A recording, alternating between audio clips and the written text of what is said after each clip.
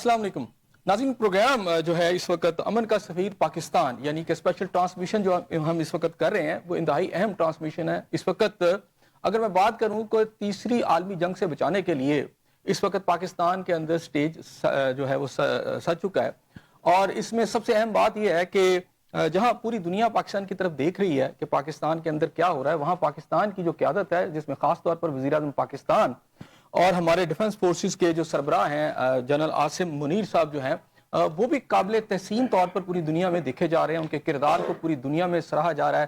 پاکستان کے قد کی اگر میں بات کروں تو پوری دنیا میں ابھر کر اس وقت پاکستان جو ہے سب کے سامنے ہے، سب سے آگے ہے، اور پوری دنیا جو ہے دیکھ رہی ہے کہ پاکستان اس وقت جو رول پلے کرے گا، اس سے دنیا کا جو امن ہے وہ برقرار رہے گا یا نہیں رہے گا۔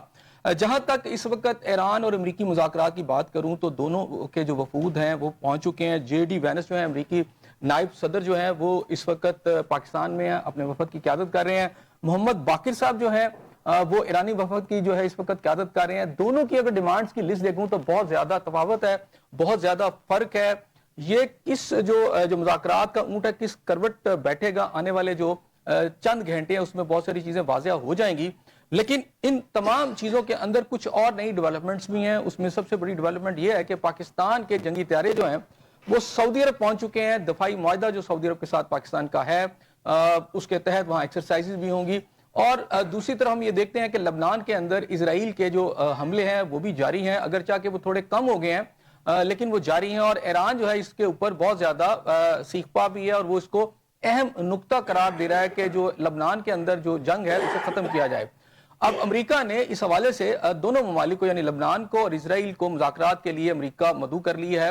لیکن سوال پھر ناظرین بہت بڑا یہ ہے کہ ایران اور امریکہ کے مذاکرات چاہے ہو جائیں، اس میں شاید کچھ چیزیں کامن نکل بھی آئیں اور بریف سا لل بھی ہو جائے، یعنی ٹروس بھی ہو سکتا ہے، لیکن یہ کتنی دیر چلے گا؟ یہ بہت بڑا سوالیہ نشان ہے، بہت بڑا سوال ہے، کیونکہ اسرائیل چونکہ ان مذاکرات میں شامل نہیں ہے، اور جو اصل بون آف کنٹینشن ہے وہ اسرائیل کی جارحیت ہے، اسرائیل کا وہ ظلم و ستم ہے جو اس نے غزہ میں بھی جاری رکھا ہوا ہے، جو لبنان میں بھی جاری رکھا ہوا ہے، اور ایران پر بھی وہ حملے کرتا رہتا ہے۔ کیا اس پیس ٹاکس کے ذریعے کا ایسا کوئی قابل عمل جو ہے منصوبہ سامنے آ سکے گا جس میں اسرائیل کو جو ہے باقاعدہ طور پر روکا جا سکے گا، فیوچر کے اندر وہ کوئی اٹیک ایران پر نہیں کرے گا؟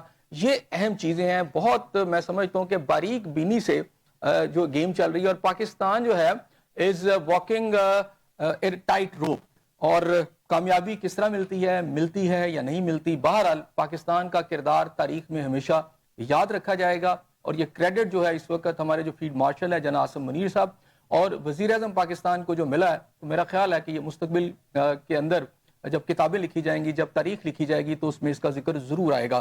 آج میرے ساتھ شریک گفتگو ہے اس موضوع پر بات کرنے کے لیے میرے پہلے مہمان ہیں جی راجہ ذوالقرنین صاحب، سینئر تجزیہ کار ہیں، قانون دار ہیں، ان سے اس پر بات کریں گے، بڑی گہری نگاہ رکھتے ہیں۔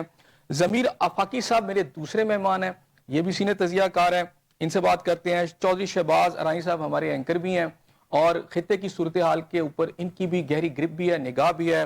اور last but not the least Ijaz Dogar صاحب ہمارے ساتھ موجود ہیں، سینئر تجزیہ کار ہیں، اور مڈل ایسٹ کی بات کروں یا پاکستان کے امور کی بات کروں تو ان کا بھی اس کے حوالے سے گہرا تجزیہ بھی ہے اور گہرا اس کے اوپر ان کی نگاہ بھی ہے۔ تو سب سے پہلے میں راجہ ذوالقرنین صاحب آپ کی طرف آؤں گا، لیکن ناظرین میں یہاں پر آپ کو تعارف کراتا جاؤں، غلام مرتضیٰ صاحب جو ہیں ہمارے ساتھ ٹیلی فون لائن پر موجود ہوں گے، سینئر تجزیہ کار ہیں، اور تزین اختر صاحب ہمارے ساتھ موجود ہیں، وہ بھی سینئر تجزیہ کار ہیں، وہ بھی ہمارے ساتھ ٹیلی فون لائن پر موجود ہوں گے۔ اور اس کے علاوہ مصطفیٰ کمال پاشا صاحب بھی ہماری جو ٹرانسمیشن ہے اسپیشل اس کے درمیان میں ہمیں جوائن کر لیں گے۔ سب سے پہلے راجہ ذوالقرنین صاحب آپ کی طرف آؤں گا، کیا کہتے ہیں؟ اسد صاحب تھینک یو ویری مچ، آپ نے ہمیں اس پروگرام میں بلایا، اور یہ بڑا ہی اہم ایشو ہے، بلکہ میں سمجھتا ہوں کہ سب سے پہلے ہمیں پورے پاکستان کی عوام کو، قوم کو مبارکباد دینی چاہیے کہ اللہ تعالیٰ نے پاکستان کو ایک بہت بڑے اعزاز سے نوازا، اور اس اعزاز پہ ڈیفینیٹلی انڈین لابی جو ہے وہاں چیخیں نکل رہی ہیں جو کہ نہیں نکلنی چاہیے تھی ان کی۔ اسرائیلی لابی جو ہے وہ بڑی پریشان ہے۔ یہ جو ممالک ہیں جو کہ डेफिनेटली अमन के दुश्मन ममालिक हैं, उनका परेशान होना ही मैं समझता हूं कि इन मुज़ाकरात की कामयाबी का पहला पहला स्टेप है। सबसे बड़ी बात तो ये है कि पाकिस्तान की लीडरशिप जो इस वक्त सियासी मैच्योर लीडरशिप, जनाब मियां शहबाज शरीफ साहब इंतहाई एक मैच्योर पॉलिटिशियन है, इनके साथ इनके मियां नवाज शरीफ साहब हैं, और सदर पाकिस्तान जनाब आसिफ अली जरदारी साहब जैसे एक मैच्योर शख्सियत सदर पाकिस्तान है। और GHQ के तो बात यह है कि हमारे पूरी कौम को मशकूर होना चाहिए। देखे, एक तो उनके पास साल हर साल का तजर्बा है, दूसरा जो अफगानिस्तान में नेटो फोर्सेस को हमने 20 साल उनको फेस किया, तो हमने बेशुमार चीजें उनसे लर्न भी की और पाकिस्तान को बचाया। जो लोग इन बातों को कि पाकिस्तान को ये जो सरबराही है ये अचानक नहीं मिल गई, और ना ये समझा जाए कि ये पाकिस्तान को ये सरबराही जो है ये अचानक मिली। आप देखें कि 28 फरवरी 2026 को हमला होता है, वजीर आजम शहबाज शरीफ साहब सऊदी अरेबिया में बैठ के उस हमले की मजम्मत करते हैं, और वाज़ेह तौर पर इसराइल और इवन अमेरिका का भी वो आप निकाल के देख रहे, उसमें वो बकायदा उस हमले को, एग्रेशन को कंडेम करते हैं। साथ ही जो हमारा जो लकीली हम सलामती काउंसिल के रुकन भी है जनवरी 2025, हमारा नुमाइंदा जो है फौरी तौर पर जो इमरजेंसी मीटिंग है वो उसके लिए रिक्वेजिशन मूव करता है। उसके बाद जब 6 मार्च को बहरीन की करारदाद आती है कि जी वो ईरान को कंडेम करने शुरू करने की बात करती है, तो हम मुकम्मल तौर पर पाकिस्तान की गवर्नमेंट, पाकिस्तान के सारे अपना पूरा जोर हम ईरान की हिमायत में लगाते हैं और हम ईरान के साथ खड़े हो जाते हैं। और 9 मार्च 2026 को जो रिक्वेजिशन आती है वो तमाम दुनिया ने देखा कि हमने उसमें एक रोल अदा किया चाइना से, रशिया से, क्योंकि ये एक बहुत बड़ी ज्यादती हुई। पहले गजा में मुसलमानों को शहीद किया गया, मारा गया, अब ईरान पर बिलाजवाब हमला किया गया। यहां पर इसराइल लॉबी ने कोशिश की कि मुसलमान मुल्कों को यानी अरब मुल्कों को ईरान के खिलाफ उकसाया जाए, लेकिन मैं समझता हूं यहां पर हमारे जनरल आसिफ अली साहब और मियां शहबाज शरीफ साहब सियासी और फौजी क़यादत ने जो आउटस्टैंडिंग रोल अदा किया, यकीन करें वाकईतन जो आपने बात की है ये रोल तारीख में लिखा जाएगा। कैसे कि आप देखिए, मेरा नहीं ख्याल कि 28 फरवरी 2026 से लेकर आज तक ये लोग 2-4 घंटे से ज्यादा सो सके हो। इन्होंने ये बात उनको कन्विंस की, सऊदी अरेबिया को भी। ओमान के साथ हमारा ट्रेवल्स ट्रीटी है और हम खलीज ऑफ ओमान के अंदर पूरी तरह बैठे हुए हैं और अपनी एटॉमिक जो अक्सा मैरीन है उसके साथ लेके बैठे हुए। ये कोई मामूली बात नहीं है कि पर्शियन गल्फ से जब गल्फ ओमान में आते हैं तो ओमान पे मुकम्मल तौर पर पाकिस्तान की बहरिया का कंट्रोल है। अगर किसी को नहीं पता तो ये उसे पता चलना ठीक हो गया। मैं जरा आपकी तरफ जाऊंगा। ज़मीर फाकी साहब, ये बताएं कि इस वक्त दोनों ने अपनी अपनी लिस्टें पकड़ी हुई हैं और उन लिस्टों में कॉमनैलिटी अगर मैं बात करूं तो वो इतनी ज्यादा नजर नहीं आती। बोन ऑफ कंटेंशन बहुत सारी चीजों पर जो है वो वैसे ही मौजूद नजर आ रहा है। मुज़ाकरात की जो आप समझते हैं सक्सेस है, कितने आप होपफुल हैं इसके ऊपर? बहुत शुक्रिया हसन रियाज साहब। सबसे पहले तो ये है कि एक इस हवाले से एक बड़ा खुशी का मौका है कि कम से कम जो जंग जारी थी उसमें कहीं ना कहीं किसी ना किसी सतह पे, किसी ना किसी जगह पे पाकिस्तान का किरदार जो है वो उभर कर पूरी दुनिया में सामने आया। पर आज इस वक्त जब सरीना होटल में मुज़ाकरात का आगाज हो चुका है, वहाँ बातचीत जारी है, तो पूरी दुनिया की नजरें इस पे लगी हुई हैं। मतलब आपको याद होना चाहिए कि जंग बहरहाल किसी भी मसले का ना कभी हल हुआ है, न उससे कभी कोई फायदा हासिल किए जा सके, उसके नुकसान ही हुए मजबूरी तौर पर इंसानियत को।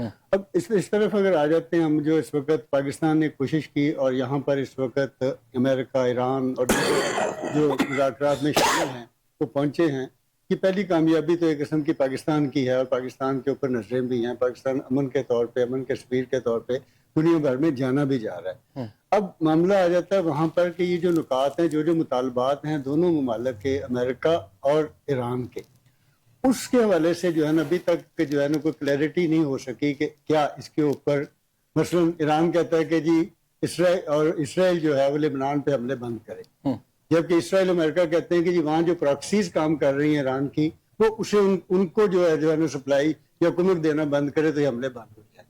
اب یہاں پر ظاہر ہے ایک اختلاف موجود ہے۔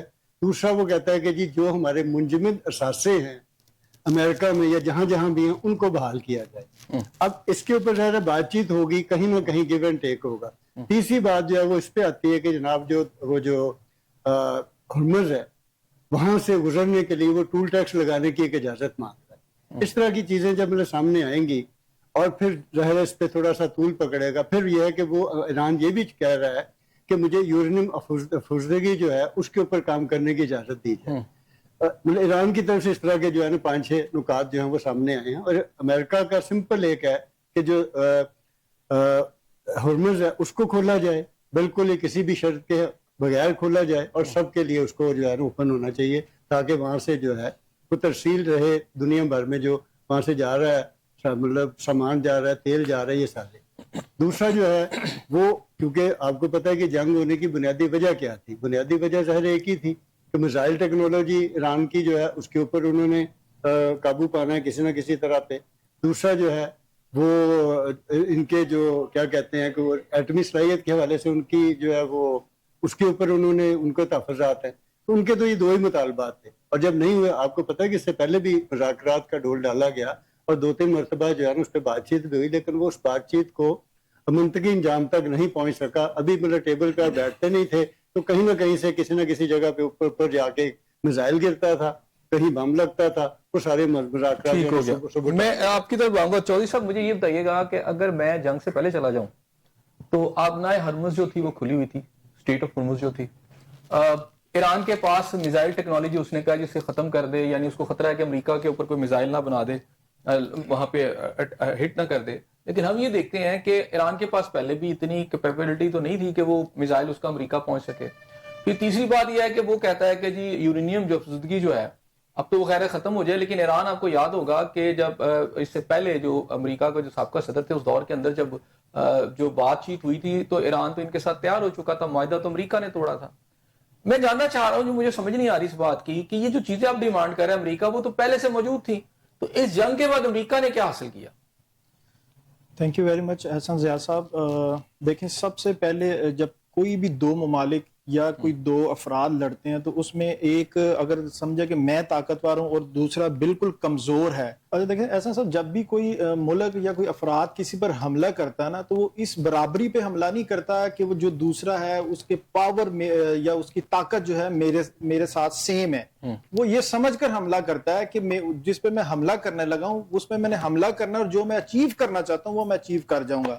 یہ ساری جو انڈر ایسٹیمیٹ کیا گیا ایران کو، یہ اسرائیل کی طرف سے کیا گیا ہے۔ یہ اسرائیل کا کہنا تھا اور امریکہ کا بھی ایسا ہی سوچنا تھا کہ 3 سے 4 دن میں ہم یہ سارا ٹارگٹ اچیو کر لیں گے۔ رجیم چینج کی بات ہو، جو بھی ان کے ٹارگٹ سیٹ کیے گئے تھے وہ 3 سے 4 دن میں سیٹ کیے گئے تھے، لیکن آگے سے ایران جو تھا اس نے بہادری سے مظاہرہ کیا، پوری طرح سے جنگ لڑی، اور یہ 3-4 دن کی جو جنگ ان کے مطابق تھی یہ 40 دن بھی کراس کر گئی، اور اس کے بعد پھر اینڈ آف دا ڈے یہی ہوا کہ ان کو مذاکرات کی ٹیبل پر ان کو آنا پڑا۔ اور میں آپ کو یہ بھی بتاتا چلوں کہ میں نہیں سمجھتا کہ اب جو امریکہ ہے یہ سپر پاور رہ چکا ہے، جو اگر سپر پاور وہ ہوتا تو یہ معاملات یہاں تک نہ پہنچ سکتا۔ دوسری جو مذاکرات کی بات ہے کہ تاریخ گواہ ہے کہ جنگ جب سارے آپ کے تمام راستے دروازے بند کر دیتی ہے تو مذاکرات جو ہیں وہ دروازے کھول دیے جاتے ہیں، اور اس میں فیس سیونگ چاہیے تھی امریکہ کو۔ آپ کو بھی اس چیز کا نالج، اور دنیا نے بھی دیکھا کہ جو ایران ہے اس نے نہیں کہا، اس نے ڈیمانڈ نہیں کی کہ جنگ بندی کر دی جائے، بلکہ جب انہوں نے کہا کہ ہم نے ٹارگٹ اچیو کر لیے گئے، جھوٹ بولا گیا دنیا کے سامنے کہ ہم نے تمام ٹارگٹ جو تھے رجیم چینج ہم نے کر لی, جو بھی ٹارگٹ تھے ہمارے وہ ہم نے پورے کر لیے.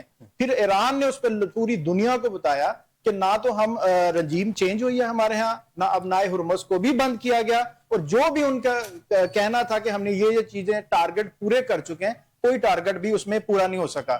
اس کے بعد دنیا کہتی ہے کہ اسرائیل, بھارت اور افغان طالبان جو ہیں ان کی سارے جو پاکستان کے اگینسٹ اگر بات کی جائے, کسی بھی ممالک اسلام کے اگر ممالک کے اگینسٹ بات کی جائے, تو میں سمجھتا ہوں کہ کچھ لوگ ایسے ہیں کہ جو پاکستان ہمارے اندر بیٹھے وہ بھی نہیں چاہتے کہ پاکستان کو, جو پوری دنیا میں پاکستان کی تعریفیں کی جا رہی ہیں, پاکستان کی واہ واہ کی جا رہی ہے, اور وہ اس چیز سے بھی اس ٹینشن میں ہے, پریشان ہے, دکھ اور تکلیف میں ہے کہ پاکستان کو یہ عزت کیوں ملی ہے. تو میں نہیں سمجھتا کہ ہمیں ان 3-4 جو بھارت, اسرائیل اور افغان طالبان کے ساتھ جو لوگ ہمارے میں ہیں, ہمیں ان کا بھی محاسبہ کرنا چاہیے, ان کی نشاندہی کرنی چاہیے کہ کون لوگ جو ہیں اپنی سیاست کی بات اگر کی جائے یا کسی بھی طرح کی پارٹی ہو یا کوئی فردن کوئی بھی بندہ ہو, میں نہیں سمجھتا کہ جو پاکستان کے اگینسٹ ہو اس کو سپیس ملنی چاہیے کہیں پر بھی. ٹھیک ہو گیا. اچھا ڈوگر صاحب آپ کی طرف آؤں گا, یہ بتائیے گا کہ ایک نقطہ جو ہے بڑا میں سمجھتا ہوں کنٹروورشل ہے اس دونوں کے درمیان میں, اور میرا خیال بون آف کنٹینشن رہے گا, جو اٹامک صلاحیت ہے.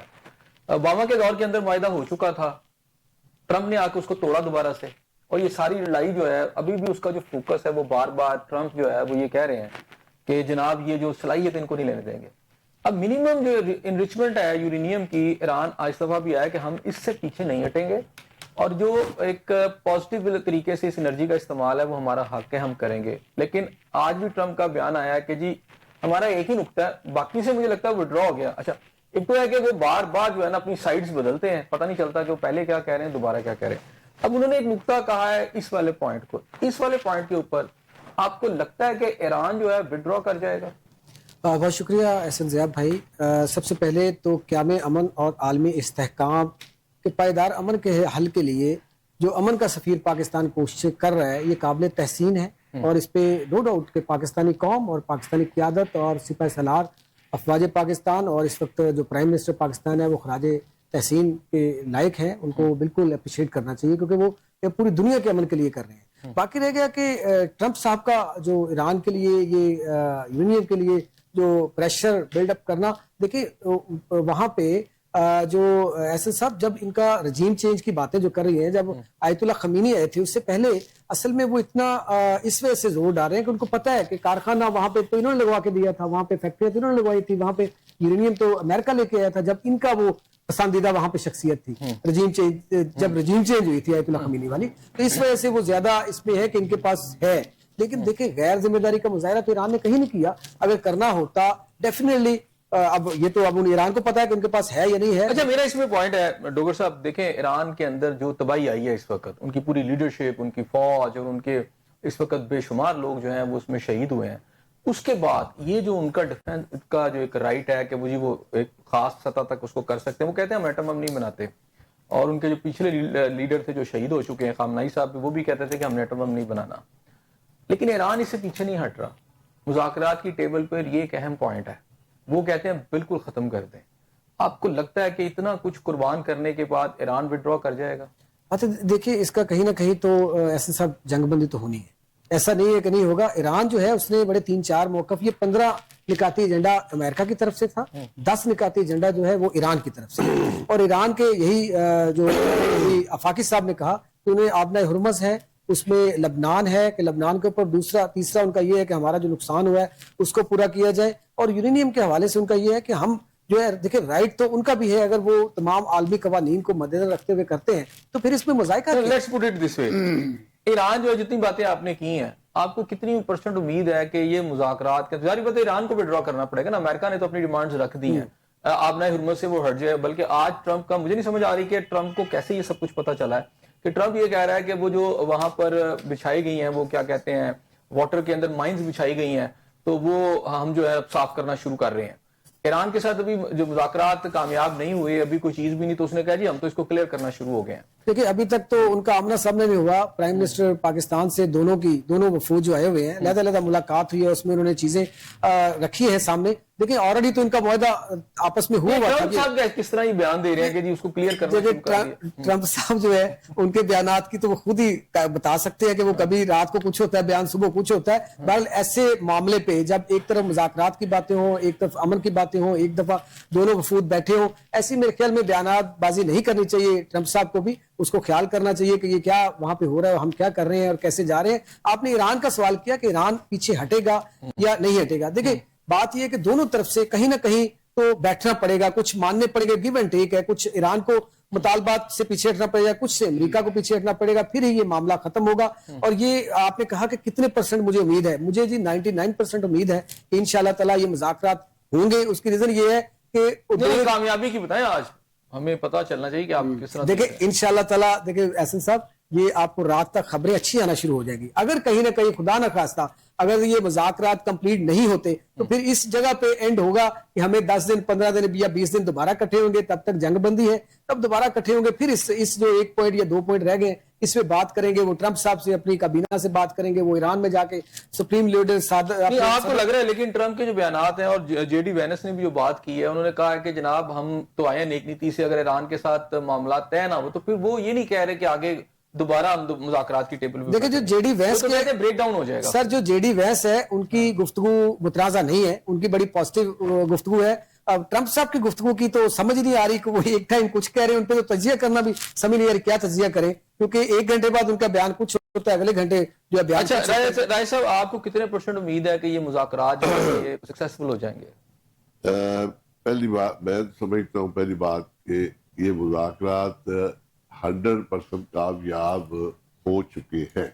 अच्छा जी, अच्छा वो किस तरह? हाँ देखिए इस मुज़ाकरात के शुरू होने से पहले ही 8 अप्रैल को जंगबंदी अनाउंस हो गई। अब असल में जो बात है वो ईरान की तरफ से जो बहुत अहम क्वेश्चन उठाया गया वो है कि अमेरिका का जो साबिक किरदार है उसमें ट्रस्ट डेफिसिट कैसे।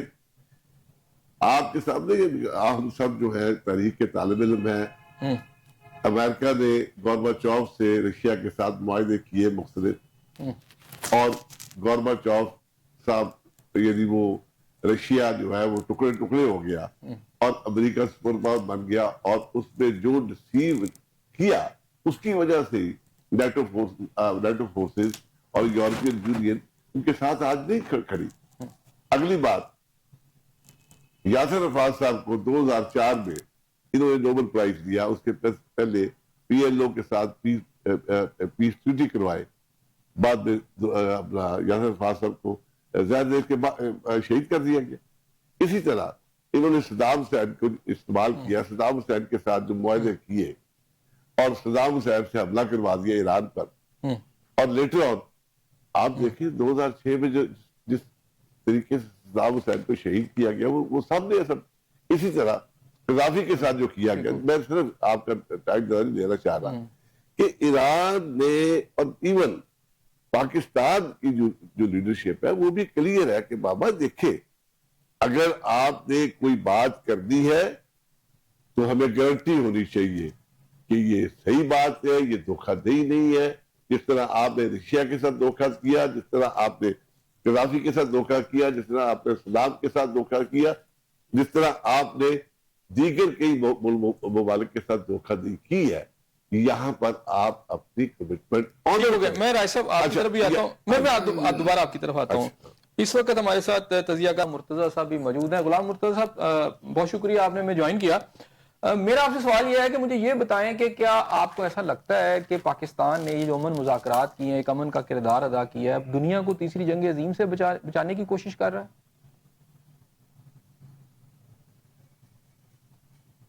जी मुर्तजा साहब, आपको मेरी आवाज आ रही है? आ रही है मेरी आवाज? जी, मैं आपसे, मेरा सवाल है कि क्या ये जो मुज़ाकरात हो रहे हैं, पाकिस्तान एक पीस का किरदार अदा कर रहा है, ये दुनिया को थर्ड वर्ल्ड वॉर से बचाने की कोशिश कर रहा है? जी वालेकुम सलाम, थैंक यू सो मच।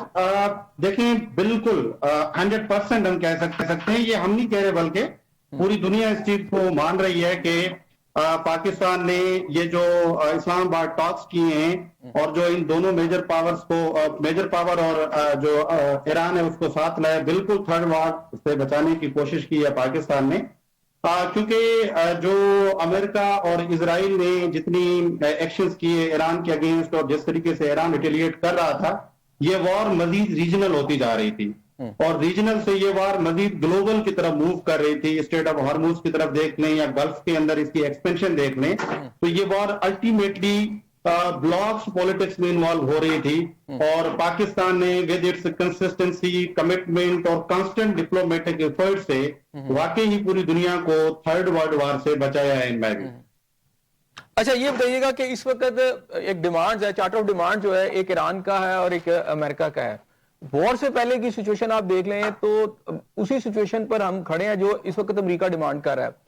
ایک یہ کہ یورینیم کی جو زندگی ہے وہ اسے کہتا ہے بالکل ختم کر دے، اس کا کوئی رائٹ نہیں ہونا چاہیے. ایک میزائل پروگرام کے حوالے سے کہ اسے ختم کر دیں. اچھا اسٹریٹ آف ہارمز جو ہے اس کو اوپن کر دیا جائے. اچھا یہ وہ ساری چیزیں تو پہلے سے تھیں موجود، امریکہ کو یہ سب کچھ کر کے حاصل تو کچھ نہیں ہوا، لیکن اب وہی چیزیں وہ ایران سے ڈیمانڈ کر رہے ہیں. لیکن ایران کی طرف اب مسئلہ یہ ہے کہ ایران کی پوری لیڈرشپ مر چکی ہے، یعنی شہید ہو چکی ہے. اس کے علاوہ ان کا انفراسٹرکچر جو ہے بلینز آف روپیز کا تباہ و برباد ہو چکا ہے. اس ساری صورتحال اتنی بڑی آپ سمجھے کہ قربانی دینے کے بعد کیا ایران جو ہے امریکہ کی ڈیمانڈز کو تسلیم کر لے گا؟ اچھا ابھی دیکھیں یہ جو ٹاکس ہو رہی ہیں اس کو مجھے لگتا ہے ہمیں اتنا زیادہ ایگزیجریٹ بھی نہیں کرنا چاہیے کہ کوئی اتنی بڑے بریک تھرو ہو سکتا ہے. میرے نزدیک اتنا بڑا بریک تھرو ہمیں امید نہیں کرنی چاہیے. ہاں یہ ضرور ہے اس ٹاکس میں ایک میکسیمم سیلنگ کریٹ ہو سکتی ہے، کچھ پوائنٹس ایگریبل ہو سکتے ہیں جس سے فردر آگے چیزیں جا سکتی ہیں. بالکل صحیح بات ہے. جو انیشل پرابلم ہے، انیٹ پرابلمس ہیں، وہ تو ابھی بھی ایگزسٹ کر رہے ہیں، چاہے یورینیم کی بات ہو جائے، اسٹریٹ آف ہارموز کی بات ہو جائے. تو مجھے لگتا ہے کہ اٹ ول ٹیک ٹائم، اس پہ مزید نیگوسیشن ہوں گی. اچھا یہ گارنٹی کون دے گا؟ سب سے امپورٹنٹ بات مجھے یہ بتائیے گا غلام مرتضیٰ صاحب، چلیں ٹاکس ہو جاتی ہیں، کچھ چیزیں اس میں آ بھی جاتی ہیں سامنے، گارنٹر کون ہے؟ دیکھیں گارنٹر کی بات مجھے لگتا ہے کہ کرنٹ سچویشن کے اندر جب پاکستان نے یہ ٹاکس کریٹ کیے تو ایک تو پاکستان پہ اعتبار سب کا ہے، اٹ مینس کہ پاکستان نے ٹرسٹ ون کیا ہے.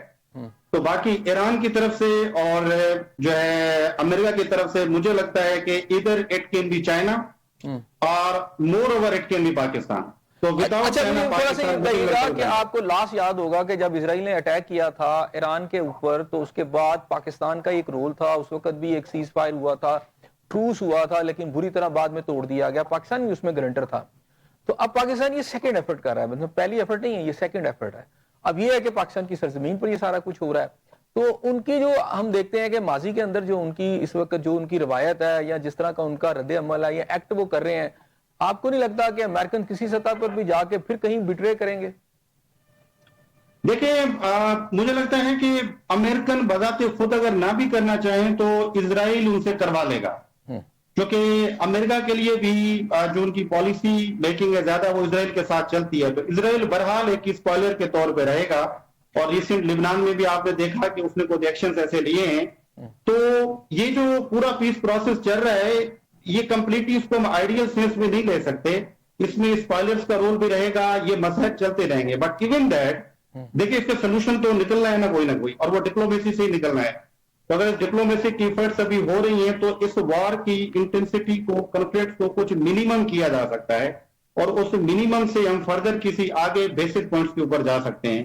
تو مجھے لگتا ہے کہ یہ چیلنجز بہرحال ساتھ رہیں گے اور اس چیلنجز سے نکلنے کے لیے ڈپلومیسی ہی سلوشن ہوگا جس کی ایفرٹ پاکستان کر رہا ہے. اگر میں انفر کروں آپ کی باتوں سے تو اس کا مطلب یہ ہے کہ یو ڈونٹ تھنک کہ جو وار ہے اٹ ول سٹاپ، بلکہ آپ کو یہ لگ رہا ہے کہ یہ چلتی رہے گی، اس کی انٹینسٹی جو ہے وہ ریڈیوس ہو جائے گی.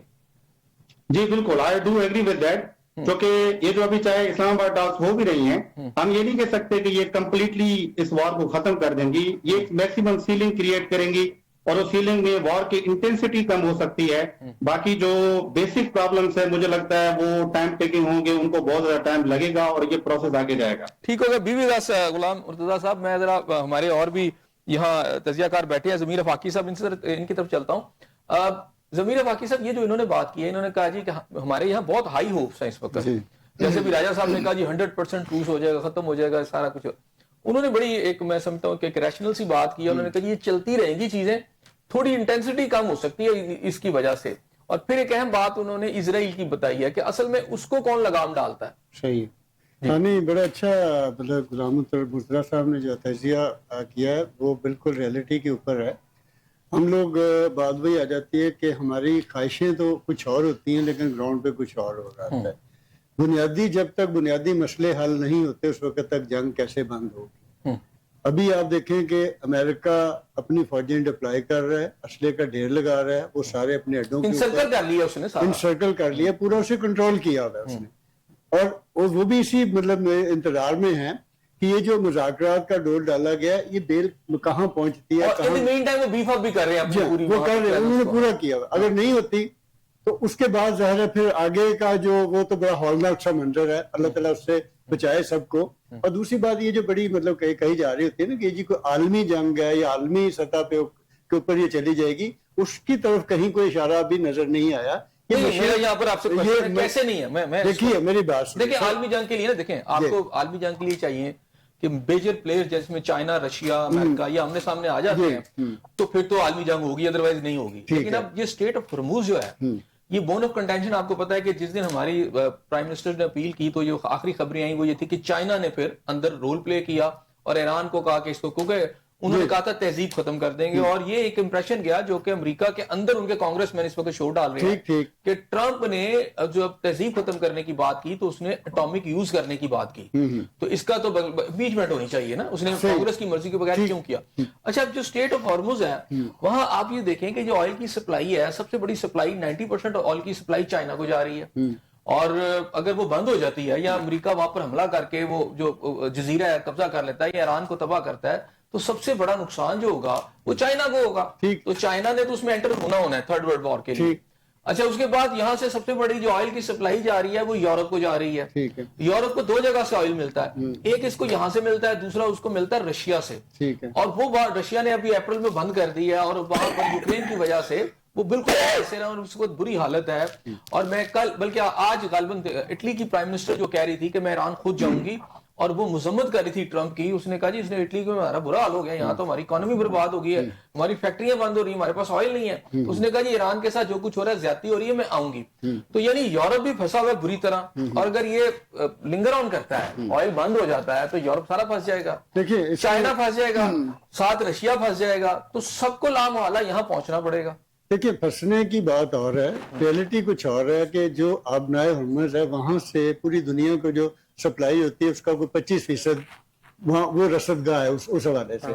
دوسرا میں نے جو ابھی مطلب بات کی تھی, کیونکہ ابھی تک تو ہم یہ دیکھ رہے ہیں کہ مشرق وسطیٰ جو ہے وہ جنگ کا میدان بنا ہوا ہے. امریکہ یا اسرائیل جو ہے وہ حملہ کرتا ہے ایران کے اوپر, ایران جو ہے وہ تقریباً تمام مسلم ممالک جو ہیں سب کے اوپر اس نے حملے کیے ہیں. اچھا, چائنا کبھی بھی جنگ میں نہیں آئے گا, یہ آپ یاد رکھیے گا. رشیا کبھی بھی جنگ میں نہیں آئے گا کیونکہ وہ خود اس پوزیشن میں نہیں ہے.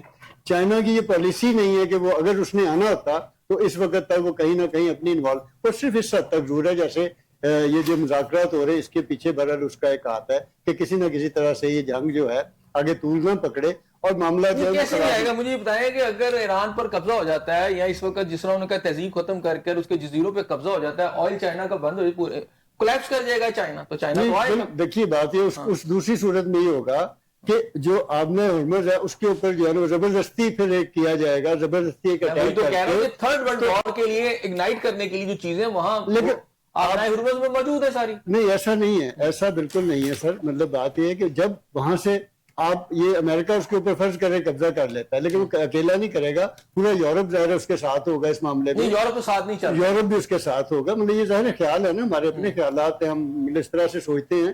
پورا یورپ جو ہے وہ کبھی بھی نہیں چاہے گا کہ امریکہ جو ہے اس وقت اپنی سپر پاور جو ہے سپر میسی جو ہے وہ ختم کرے. اس کے ساتھ ان کے سٹیکس ہیں اور اس وقت وہ سپر پاور ہے. طاقت کا جو ہے نا کبھی کوئی اصول نہیں ہوتا, یہ یاد رکھیے. آپ کے خیال میں تھرڈ ورلڈ وار نہیں ہے؟ نہیں, بالکل نہیں ہوگی. اور یہ جو ہے نا ایک اور بھی اس میں جو ہے نا نقطہ شاید سامنے آ سکتا ہے کہ ایران میں جو مطلب اگر کہیں مذاکرات کی ناکامی ہوتی ہے تو اس میں پاسداروں نے جو ہے یا ایران جو ہے ان کا بھی ایک کردار ہے, کیونکہ اس وقت ان کی بھی قیادت کسی کے پاس نہیں ہے. وہ بھی ٹولیوں میں بیٹھے ہوئے, مختلف لوگ جو ہیں ان کے جو ہے قیادت کر رہے ہیں.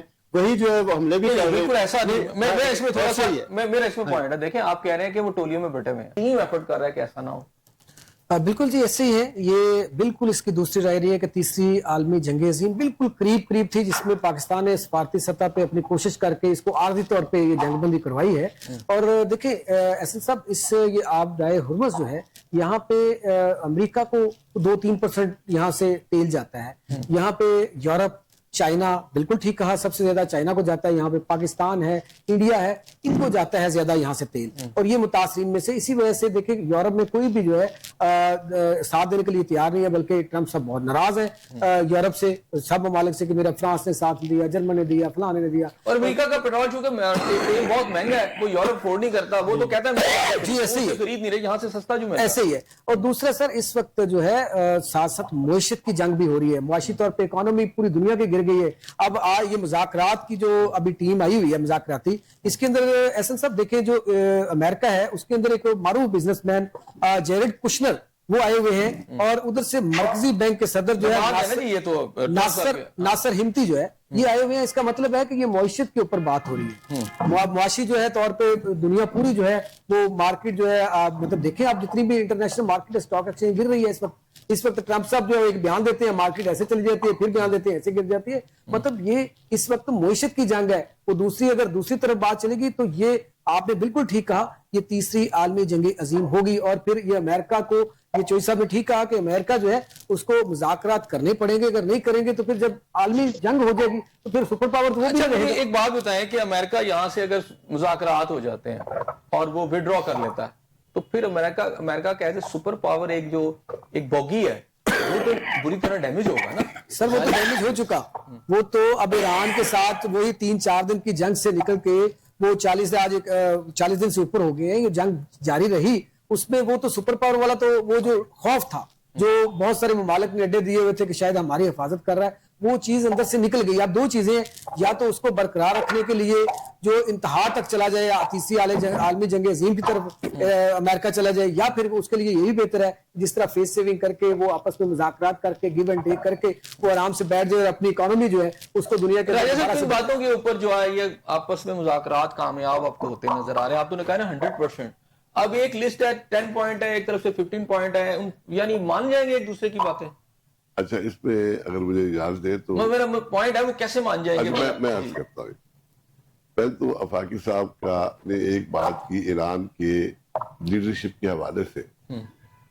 ریسنٹلی ان کے سپریم کمانڈر علی خامنہئی صاحب جو شہید ہوئے تھے, ان کا چیلم ہوا ہے, اور ان کے چیلم میں تقریباً 1 کروڑ افراد کا شامل ہونا اس چیز کی ایک واضح ثبوت ہے کہ پوری ایرانی عوام جو ہے وہ ایران کے ساتھ ہے اور اس کی لیڈرشپ کے ساتھ انٹیکٹ ہے ساری. بالکل. اچھا, لہذا اس میرا خیال ہے سوچ کو تھوڑا سا تبدیل کرنا چاہیے کہ ہمارے دانشوروں کو کہ ایرانی عوام جو ہے مکمل طور پر اس وقت اس قیادت پر اس کے ساتھ ایک اہم پوائنٹ, ان کا جو ڈیفنس کا جو میکنزم ہے یا اٹیکنگ جو میکنزم وہ بھی انٹیکٹ ہے, انڈر ان کی کمانڈ کے اندر ہے. انڈر ان کی کمانڈ, یہ والی بات. اچھا, دوسری بات یہ ہے کہ دیکھیں ہمارے کئی دوست تیسری عالمی جنگ کو میرا خیال ہے شاید سمجھ نہیں پا رہے. تیسری عالمی جنگ سے مراد ہے کہ دنیا کی مکمل تباہی.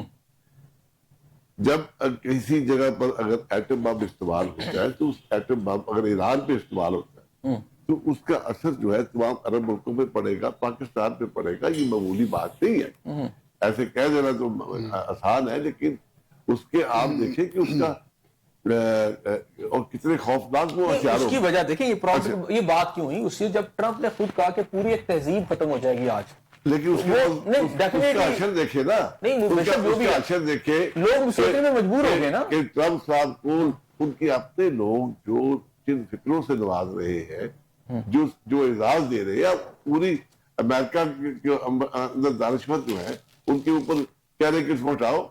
یہ کہنے کا بات ہے, میں یہ کہہ رہا ہوں ایز اے پریزیڈنٹ ہٹے تو نہیں نا, انہوں نے ایک دھمکی دی ہے اور ان کے پاس اتنی پاور بھی ہے, وہ کر بھی سکتے ہیں. لیکن میں نے آپ کو عرض کیا نا کہ دیکھیں وہاں پر رائے عامہ نے ان کے ان خیالات کو ریجیکٹ کیا. اینی ہاؤ اب جو سچویشن ہے میں نے آپ کو پہلے عرض کیا بنیادی طور پر ایران نے جو بنیادی طور پر کوشچن